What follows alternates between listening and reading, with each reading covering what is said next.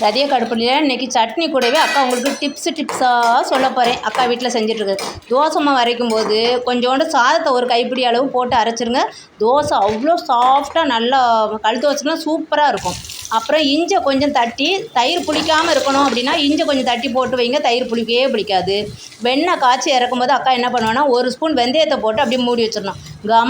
கமன்னு வாசனையாக இருக்கும். வாழைப்பூ வடை செய்யும்போது கொஞ்சமாக ஒரு 2 ஸ்பூன் பச்சரிசி மாவை சேர்த்துருங்க. வடை உடையாமல் வரும் நம்மளுக்கு நல்லா தட்டுறதுக்கு. புலாவ் செய்யும்போது அக்கா என்ன பண்ணுவேன், தண்ணீருக்கு பதிலாக தண்ணி ஊற்றுறதுக்கு பதிலாக தேங்காய் பால் ஊற்றி ஓரளவு சேர்த்துட்டிங்கன்னு வச்சுக்கோங்க. அந்த புலாவ் வந்து ரொம்ப டேஸ்டியாக கலர் வந்து வெள்ளையாக சூப்பராக இருக்கும். ரசம் தாளிக்கும் போது அக்கா எண்ணெய்க்கு பதிலாக நெய் ஊற்றி தாளிப்பேன். ரொம்ப சூப்பராக இருக்கும். இந்த டிப்ஸ் எல்லாம் ஃபாலோ பண்ணி பார்த்துட்டு அக்கா கமெண்டில் சொல்லுங்கள் உங்களுக்கு எவ்வளோ யூஸ்ஃபுல்லாக இருந்துச்சுன்னு சொல்லி. அக்காவுடைய டிப்ஸு இந்த சட்னி செஞ்சு பாருங்கள். ஆனியனு தனியா சட்னி. தேங்க்யூ.